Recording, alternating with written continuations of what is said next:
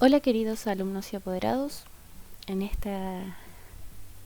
este video vamos a trabajar lo que es la retroalimentación de la guía de trabajo número 2 de matemática para terceros básicos, que estaba relacionada con secuencias y patrones. En primer lugar, debían haber leído, ¿cierto?, el concepto de lo que es una secuencia numérica, que aparece aquí en la tabla, y ver los distintos tipos de secuencias que podemos encontrar, ya sean ascendentes, que van aumentando, o sea, voy contando hacia adelante, y las secuencias descendentes, que son las que van disminuyendo, que quiere decir que voy contando hacia atrás. En primer lugar, en los ejercicios, en el número 1 teníamos que trabajar con la tabla de 100, y acá aparecía un ejemplo donde nos daban ciertas orientaciones para trabajar esta tabla. Debían poner especial énfasis aquí donde dice horizontal, vertical y diagonal, recordando que cuando hablamos de horizontal estamos hablando de las filas, o sea, de las secuencias hacia el lado; de vertical cuando hablamos, ¿cierto?, de las columnas, como esta que está aquí en amarillo, hacia abajo; y las diagonales, ¿cierto?, que son las que están acá. Ahora, en esta parte de acá aparecía, ¿cierto?, la tabla de 100, donde nos daban ciertas instrucciones para trabajar. Acá en la letra A nos decía que debíamos pintar en verde una fila donde el patrón sea sumar 1.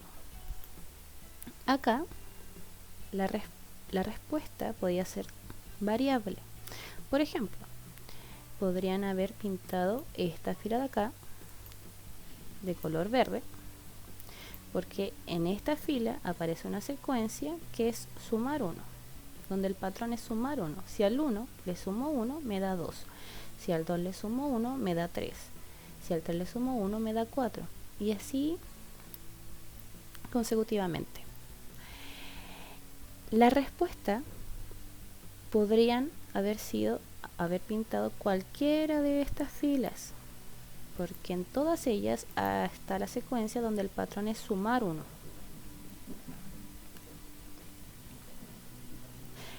Luego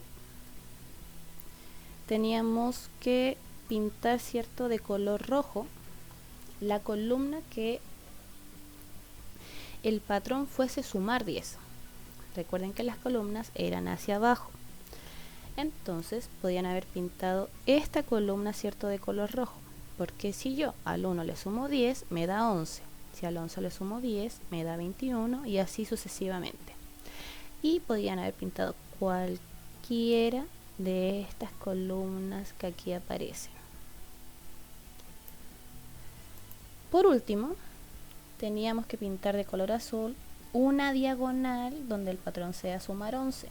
Aquí la respuesta era la siguiente, donde están, ¿cierto?, marcados acá los casilleros de color azul. Acá encontrábamos, ¿cierto?, la diagonal donde el patrón es sumar 11. Si al 1 le sumo 11, me da 12. Si al 12 le sumo 11, me da 23, y así sucesivamente. Luego, en el ejercicio número 2 teníamos que completar tablas siguiendo el patrón de la tabla del 100. Aquí aparecía un ejemplo. Acá tengo el ejercicio, ¿cierto?, con casilleros en blanco, y yo luego, ¿cierto?, tenía que rellenar esos casilleros en blanco con el número correspondiente. Si acá yo tenía el 21, debía, ¿cierto?, colocar después el número 22, luego el 23 y después el 24. Si acá yo tenía el 32, antes yo debía colocar el número 31, luego el 33, luego el 34 y después el 35. Y así voy completando la tabla. En la tabla A, que es la que está aquí, aparecen, ¿cierto?, los números en color rojo donde tenían que ir ubicados los casilleros blancos. Igualmente acá en la tabla B. Después venía el ejercicio número 3, donde me decía que debía observar estas secuencias y encerrar en un círculo los errores cometidos. Entonces, si yo observo esta secuencia que aquí aparece, primero debo poner énfasis en el primer número, 586. Si yo observo el 586, voy al segundo número que dice 686. Después veo 786, 886, 986 y 86. Si yo me fijo en esta secuencia, yo sé que es una secuencia ascendente, o sea que va aumentando, por lo tanto yo voy sumando, voy contando hacia adelante. Entonces, algunos estudiantes podrían haber identificado de forma inmediata, ¿cierto?, que el patrón de esta secuencia era sumar 100, 586, 686, 786. Por ende, si yo observo el último número, identifico inmediatamente el error. Otra forma de haber llegado al resultado, ¿cierto?, a la respuesta de este ejercicio, era que hubiésemos identificado mediante el valor posicional. Entonces yo debía ubicar los números, ¿cierto?, en unidad, decena y centena. Si yo observo la primera cifra, miro el número 6 que está en la unidad, luego voy a la segunda cifra, el 6 está en la unidad, y así sucesivamente. En todos estos números la unidad es 6. Luego, si yo miro la decena de la primera cifra, veo que es 8. Luego paso a la otra cifra, sigue siendo 8 y en todas es el 8. Por lo tanto se mantiene igual. Y luego fijo, ¿cierto?, en la centena. Tengo el número 5, pero después en la segunda cifra este cambia. Por lo tanto, este es 6, luego me fijo, este es 7, en el otro es 8, en el otro es 9. Por lo tanto, yo ya reconozco cuál es el número que debería venir acá, que sería el 10. Por lo tanto, identifico que este es el error. Entonces, ¿por qué el número que encerraste es incorrecto? La respuesta debería haber sido, ¿cierto?, que el patrón de esta secuencia ascendente es sumar 100. Por lo tanto, el 86 no corresponde a esta secuencia. ¿Qué número debería colocar el niño para que la secuencia estuviera completa? El número que correspondía a ir acá, ¿cierto?, era el 1086.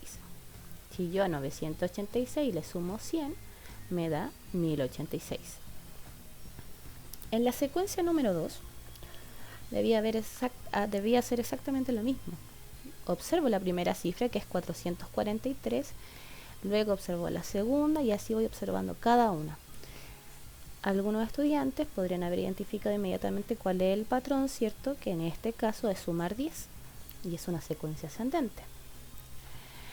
Hubiesen sido utilizados, ¿cierto?, el método de valor posicional, donde acá, ¿cierto?, me fijo en la unidad de esta cifra, que es el 3, luego en el otro número es 3, en el siguiente es 3 y así sucesivamente. El 3 se mantiene. Voy a la decena es 4 y acá cambia, la decena es 5. Acá, que ya reconocí el error, debería haber ido el 6, porque acá tengo el 7, acá tengo el 8 y acá tengo el 9 en la decena. Y vemos que, ¿cierto?, en la centena el 4 se mantiene en todas estas cifras. Por lo tanto, 433 es el error. Entonces, ¿por qué el número que encerraste no corresponde a la secuencia? Porque el patrón de la secuencia corresponde a sumar 10 y el 3, que está ubicado en la decena, no corresponde. ¿Qué número debería colocar la niña para que la secuencia estuviera completa? Debería colocar el número 463. Por último, en el ejercicio número 4 teníamos que resolver un problema. En el recuadro tengo el problema. Recuerden los pasos, ¿cierto?, para poder resolver un problema.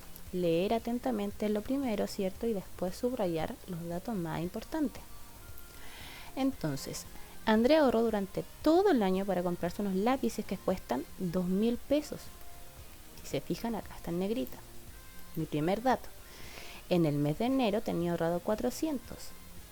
Acá también está en negrita, otro dato importante. Y durante el año, cada mes ahorró 200 pesos. Entonces, con los datos anteriores, ¿cierto?, que son los que tengo acá, en negrito, completo la tabla y debía realizar los cálculos, ¿cierto? Aquí al costado. Acá yo empezaba, ¿cierto? De acuerdo a lo que me decía el problema, que Andrea tenía en enero 400 pesos. Después me decía que iba a ir ahorrando 200 pesos cada mes. Entonces yo tenía que al 400 sumarle 200 para que me diera, ¿cierto? 600. Ella ya tenía en febrero 600. Entonces después ahorró 200 pesos más, lo sumaba y me daba 800. Después al 800 nuevamente le sumaba 200 y esto me daba 1000. Luego al 1000 le sumaba 200 y me daba, ¿cierto? 1200 después. Y así sucesivamente iba completando la tabla.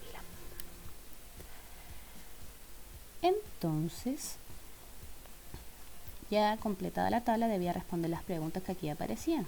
Recordando, ¿cierto? Siempre dar una respuesta completa.